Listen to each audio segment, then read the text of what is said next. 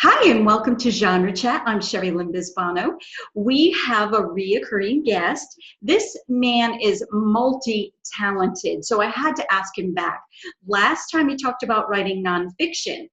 This time we're talking about converting your novel into a screenplay, and this man knows all about it. Doug Peterson, welcome. Tell us a little bit about your writing career before we get into screenplay. Oh, okay. Well, thanks for having me back. It's always fun chatting with you. But, I've been writing all my life, beginning in the first grade when I decided I wanted to be a writer. So I was a journalism by training. I went to the University of Illinois, majored in journalism. So I've written, that's why I talked about nonfiction last time, because I've done a lot of magazine writing, a lot of nonfiction writing. But I've also done a lot of children's writing for VeggieTales. I've done 42 books for VeggieTales. And then I made a transition into historical novels, which I've just absolutely loved, and converted a few of those into screenplays, one that has been optioned. And so I've really done a wide variety of writing, whether it's from children all the way up from preschool to adult, and also a lot of different genres, from, like I said, children's books to novels. This year I got the opportunity, or this past year that just ended, got the opportunity to write my first graphic novels, which hopefully will be coming out this year. Wrote humor. I've done work with Tori Martin, the comedian. We've got a book coming out this year. So it's a nonfiction humor. So I've done quite a variety. That you have. Why did you choose screenplay writing as one of your categories to write in? What did you like about that? Well, I come from a family of movie buffs, first of all. We just had on New Year's Day, every New Year's Day, we've got a tradition. We call it the George Kiefer Awards, where we rank our favorite movies, our favorite comedies and dramas, as well as favorite TV shows and books. And we have like our own little Oscars ceremony with our family. And we try to predict each other what they're going to vote as their favorite movie. So we are movie buffs. That's the beginning point there. And so I love movies. And when I write my novels, I actually think very cinematically, I think. People will sometimes say about my novels, I felt like I was reading, this was a movie in a way. So I think I have that. And so I decided, this is quite a few years ago now, maybe 8-9 years ago, to learn how to write a screenplay. So I went to the Gideon Media Arts Conference. It was actually the very first year they held it, and decided to learn screenwriting. And it was that teacher who, first of all, not only got me started with screenwriting, a fabulous teacher by the name of Kathy Mackle. She was the one who actually encouraged me to write my first novel, too. So my first novel, The Disappearing Man, really became a screenplay and a novel simultaneously. I kind of worked on both of them, and it really helped, I think, my novel writing to work on it as a screenplay, and it helped my screenplay to write the novel. So that's really what the beginning. It was that conference in North Carolina at the Gideon Media Arts Conference that really got me going. Now, I read The Disappearing Man, and I want to say it's one of my favorite novels I've ever read. It was so good, and I could picture things happening. And if you haven't watched it, listen to me. If you haven't, hopefully it will be. Hopefully you'll be able to watch it, hopefully. But if you haven't read it, go read it. It's a phenomenal book, The Disappearing Man. Now, Doug, can you expound a little bit on writing a novel as if it is a movie already? Well, it's all about thinking visually, which every writer thinks visually, I think. You got to think visually. But in film, it takes visual nature up a notch. I mean, that's the storytelling. The visual element is so critical. You're telling a story through images. And in a novel, you've got a lot of inner monologues, you've got thoughts of the characters. You don't have that in a movie. So you're relying on, you have a lot more tools at your disposal writing a novel. Whereas in a movie, you're thinking so much more. It heightens your visual nature. And that's why I think it helps your writing of a novel, because it gets you even more visual. I mean, they always talk about show, don't tell. I mean, show what's happening, don't tell what's happening. And a screenplay will help you do that, because you have to show it. I mean, that's what you're working with, images and dialogue. So it really, I think it improves your dialogue, and I think it improves your visual, the visual nature of your novel. So I think that really feeds off each other. Can you give us the parts of a screenplay when you're writing a screenplay? Like, if take your novel, for instance, you have your novel. How does that process go from novel to screenplay? Well, there's a lot of things. I mean, you got to keep in mind, most importantly, is, of course, the length. With a screenplay, 1 page equals 1 minute. So if you've got a 120-page screenplay, you're getting pretty long. You're getting to be a 2-hour movie. And so they usually, especially for beginners, they want you to aim toward closer to 110 pages for 110 minutes. So that's the first thing, is length. And that's what's tough for a lot of people. You've got a novel.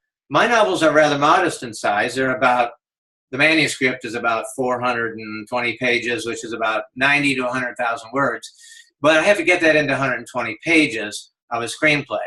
So that's the first thing you have to think about. You have to be much more, it really forces you to be really focused on what's the most important element of your novel. Because a novel has the luxury of meandering a little bit, now hopefully not too much, but you can get into a lot more subplots, you can get a lot more of that going on in a novel.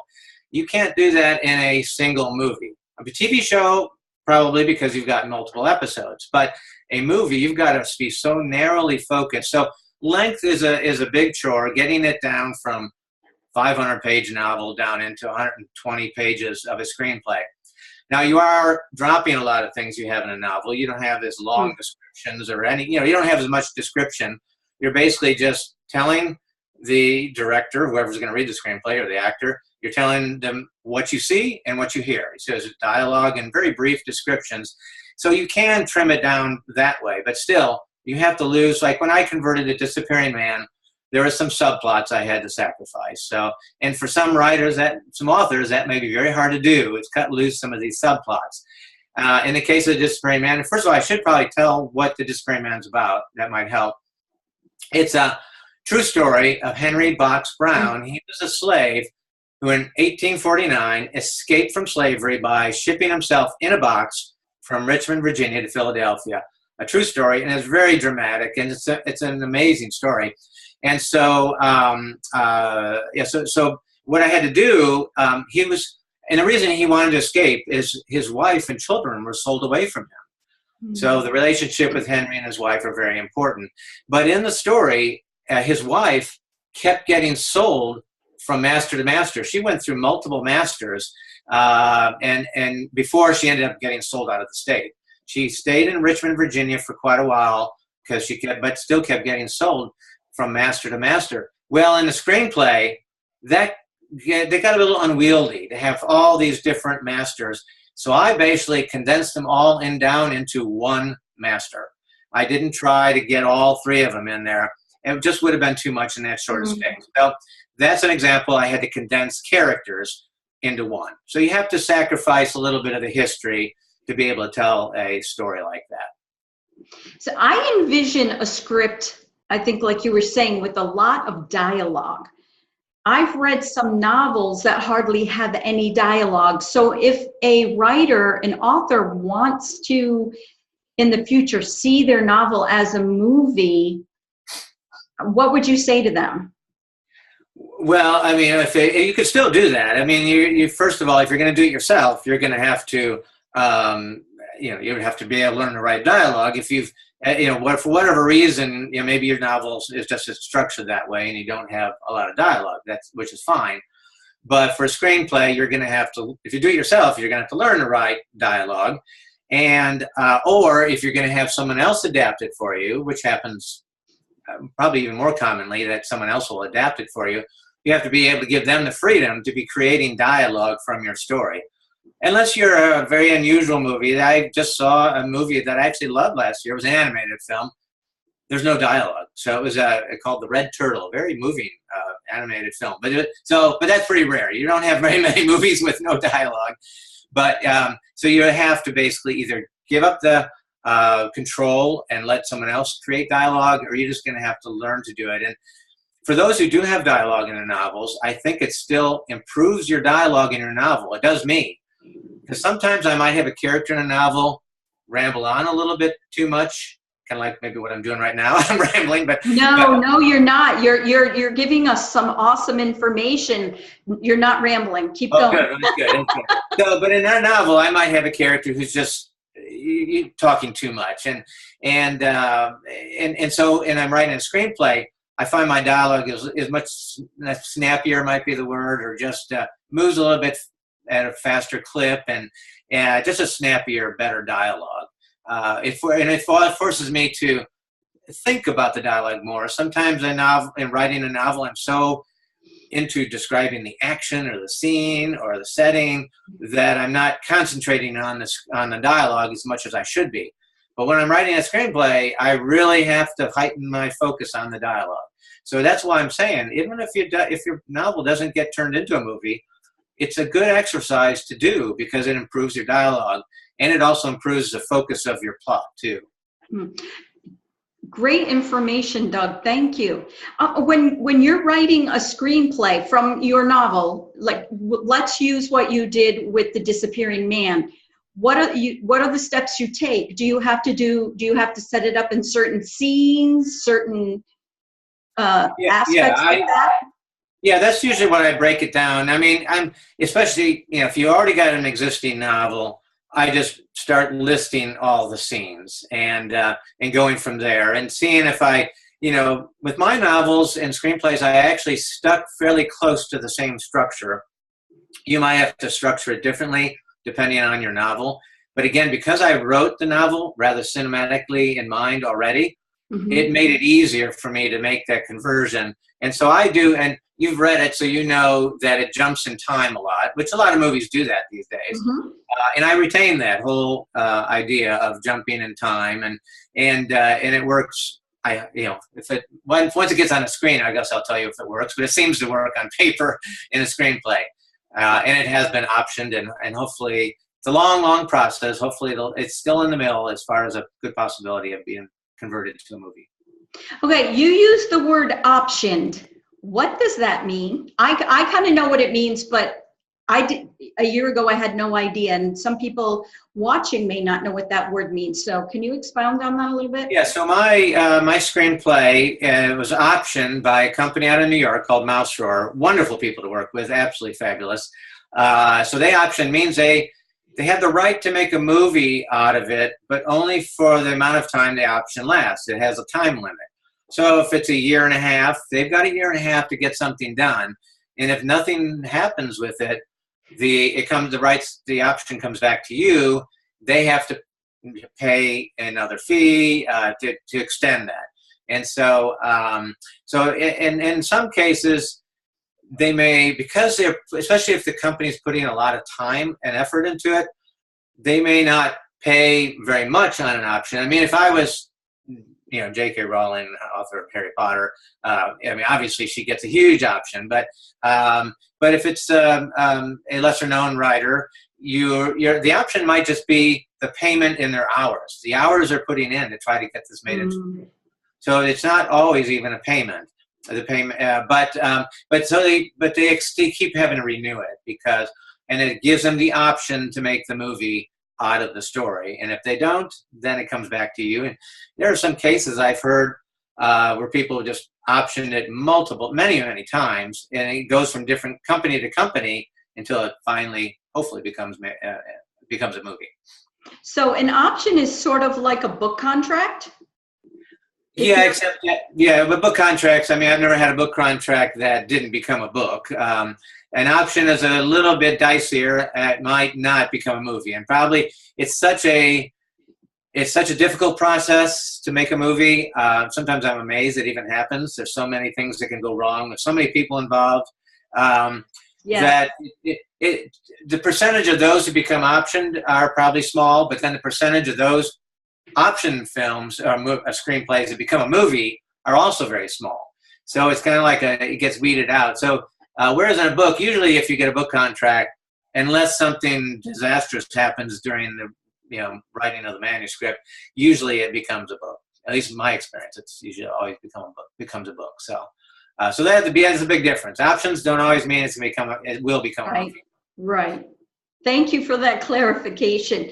Now, what are the greatest lessons you've learned while writing, converting your novels into screenplays? Well, again, I think the visual nature, but one thing kind of related to that, to the visual nature, is thinking about one of the first lessons I learned at the Gideon Art and Media Arts Conference with Kathy Mackel. She really, her very first class, talked about that opening image of your screenplay. And again, I think this helps authors as well, because that really says so much about your story in that opening image. And so, I'll give just a couple classic examples. One is the very first Star Wars. If you can remember that, it's a very famous opening where you just see the star field, and suddenly this massive ship you start seeing, coming into the screen, and it just seems to go on forever, this massive ship. And that is a very strong image, because what's happening, they're trying to tell the story about the mighty empire and the rebellion. And you see that massive ship really says this empire's got a lot of power. Another great example, I think, is a classic movie, Citizen Kane. For those who maybe not seen it, but it starts with images, kind of this eerie music, and it's got images of fences and walls and these towers on this mansion of the Charles Foster Kane, this very wealthy man who's very lonely in his wealth. He's kind of barricaded himself in his own castle, with walls and fences, and it brings out that whole theme of this lonely, wealthy man trapped behind his fences and walls. So for The Disappearing Man, so I was thinking, okay, what image? And really, the story of Henry Brown, because there is a narrative written in 1849 that has just like the perfect image. Because Henry Brown tells a story about, and this is true, he tells a story where he was a child, a slave, and his mother took him to the edge of the field in autumn. And so the trees are just brilliant red and orange, and the wind is whipping and it's stripping the trees of the leaves. And Henry's mother says, the life of a slave is like a tree in autumn.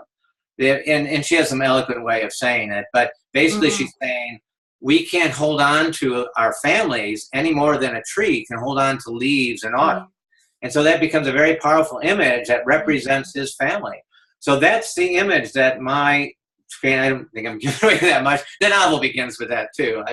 I changed it. Actually, the first draft of the novel began that way. I ended up changing it, but the novel and the screenplay started a little bit differently. But I do hear. Oh, am I still there? I hear a little. Yep, you're still here. That was weird. That happens every once in a while. Oh, okay. You didn't buzz me out. No. I'm not in a game show, and I just got buzzed out. No, don't worry. I'm fascinated by what you're saying, because we need to hear this stuff. You've been there, and some of us are just learning how to write. Right.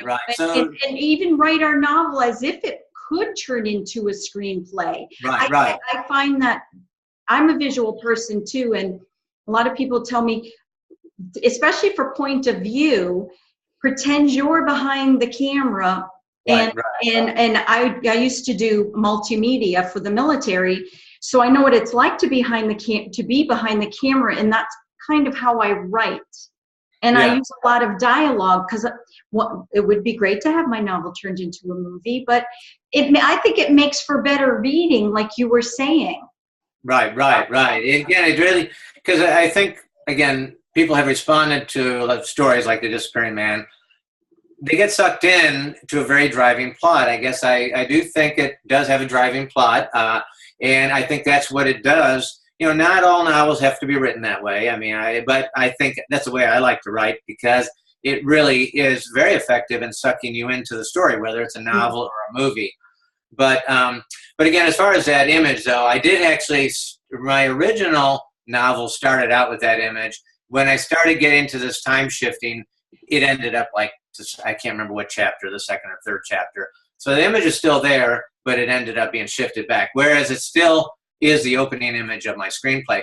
And the reason why that image is so key to Henry Brown's story is that the two pivotal events in his life were when he was, I forget the exact age, but he was a young boy. His family was split up, and that was obviously very traumatic. So that was like the first turning point. The second big turning point was when he was an adult, and his own family, his wife and children, were sold away. So again, that's that image of leaves, and I kind of work that into this screenplay throughout the screenplay, not just the opening image. So I think when you learn these kind of screenplay skills, it really will help your novel as well. Yes, and especially with the show don't tell part. Right. Another thing is really, and not all screenplay writers do this, but the kind of, some screenwriters think, we need to break out of this mold, but the 3-act structure, which is true in really any kind of storytelling, but they really emphasize that in screenwriting, the 3-act structure. And there's even a very popular book called Save the Cat. It's about screenwriting, and it's a great book, but he gets a little bit too tied up into, this has got to happen on page 15 of your screenplay. This has got to happen. Okay. So but it's got some really good, other than that, it's got some really good advice. But it's all about that 3-act structure, usually within about the first 20 pages of your screenplay, about the first 20 minutes of the movie. You want that first turning point, that very first turning point. And in Henry Brown's story, that was the sale of his family when he was young. And so each act has to end at a turning point, a very, very dramatic, important turning point. That was the very first turning point in Henry Brown's, where it went from Act 1 to Act 2. Then the turning point that went from Act 2 to Act 3 was then the sale of his wife and children. And that led into the final climax in Act 3. Yeah. So that, so again, having that 3-act structure helps my novels as well. I think to keep that in mind and keep thinking of these turning points, these important turning points. Turning points and plot twists are good. Now, you mentioned Save the Cat. Do you have any other books or websites or things that people could go to learn more about converting their novel into a screenplay? Yeah, I actually haven't read any books just on that topic, converting your novel into a screenplay. But the book I actually like the best is simply called The Screenwriter's Bible. And the person's name, which I had looked up right before we talked, I'm forgetting the name, but I think if you look at The Screenwriter's Bible, I'm forgetting the guy's name though. What I like about that one, the Save the Cat is more about storytelling. The Screenwriter's Bible kind of does both. It talks about storytelling. It also talks about a lot of the mechanics, the nuts and bolts of writing a screenplay. How do you do a telephone scene? How do you write it out? How do you write out in a screenplay format, somebody talking on a telephone? It tells you some of those nuts and bolts. And it also tells you how to sell your screenplay. So it kind of does it all. So that's my favorite. And then beyond that, those are, but it's another probably the most popular screenwriting writer, teacher, is Sid Fields, and that's Sid with an S-Y-D, Sid Fields. He's written a lot of books, and but I haven't read any of his, so I can't say. But they come highly recommended he's the most popular writer of screenplay books, teaching screenplay writing, is Sid Fields. So those would be the main ones. Thank you. Do you have any words of wisdom for somebody who wants to get into screenplay writing? You have to be incredibly patient, I think, because even if you get it, if it is optioned, again, it's such a long process. Every once in a while you hear about these things that fall into place amazingly, but I think in filmmaking, that's the rare occurrence, because, again, there are so many places. The nice thing about being a novelist, it's just you in front of the computer screen. You'll have to deal with an editor if you end up getting a publisher and an editor. But that's a lot different than dealing with actors and directors and producers and people funding the movie. And again, it's so much more complicated. And you have to be able to give up a lot more control. Again, with your writing a novel, you have, other than what your editor suggests, you have total control over your story. you have to give that up. And so far with Mouse Roar, this company out of New York, we've been on the same wavelength, and we've revised the screenplay. But I've been working with the one of the guys there, and he's just amazing. And so it's been a really good experience. But I don't think it's always the norm that you have such positive experience, because we did revise the screenplay, and again, I thought he improved it significantly from where it's at, and so I've been really happy with what they've done. But you have to be willing. If you are a bit of a control freak, it could be a very hard experience, because you have to give up that control. Do you suggest getting an agent for your screenplays? Yeah, I mean, I know of other people who have done it on their own, and I actually had a wonderful German woman. I've written screenplays for 3 of my novels, but this German woman wrote a screenplay for my novel that was based on the Berlin Wall. So, and she's done a good job. She got some pretty serious nibbles. Hasn't been optioned, but it's gotten close a couple of times, and she's been doing it on her own. But it still helps to have my agent is particularly good, I think, in that area, finding connections with film and television. I'm really hoping one of my other novels, I think, lends itself more to a television series, and he's got some serious interest. So I'm hoping. He talked to somebody a couple weeks ago, and I'm kind of looking forward to getting a New Year's report on that. So, but that would be interesting, because that would be my first experience writing a teleplay, something for television. Assuming I even got to write it. Again, I might have to give up control, and someone else will do all the writing.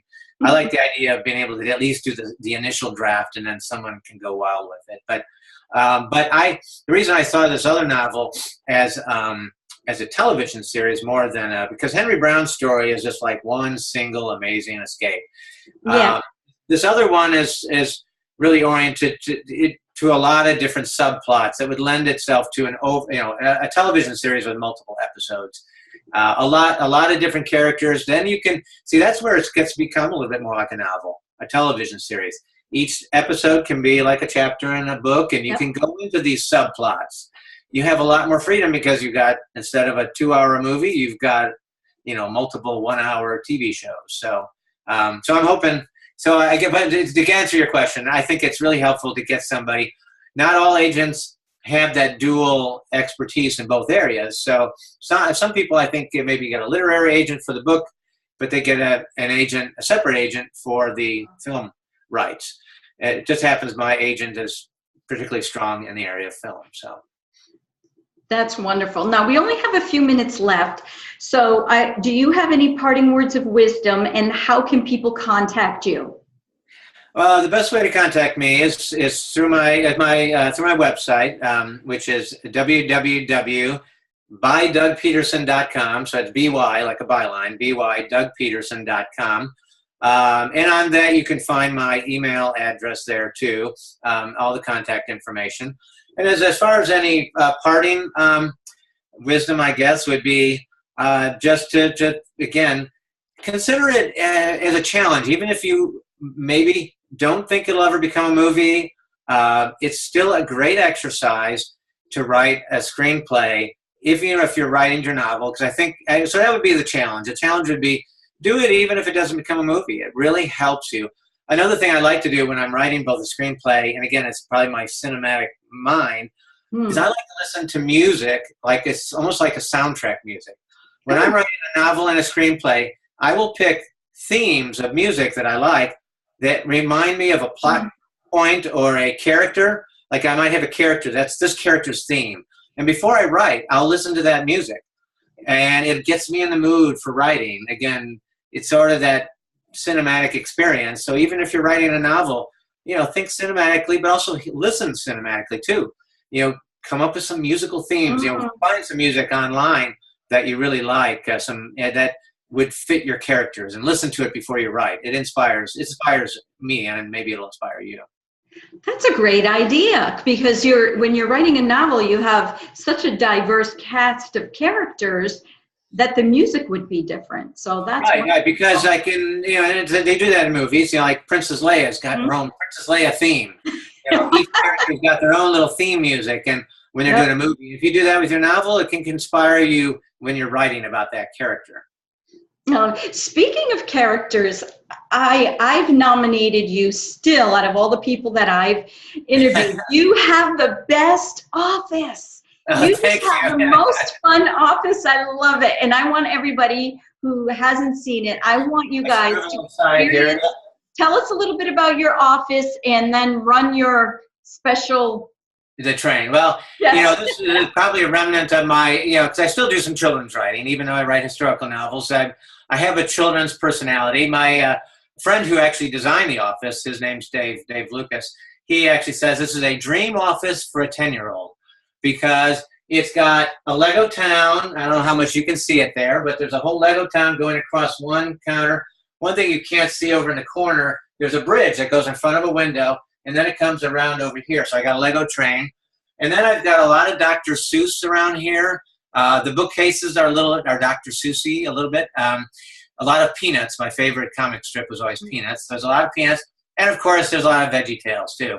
I have a huge VeggieTales poster, Larryboy and the Rumor Weed, right over here that you can't see.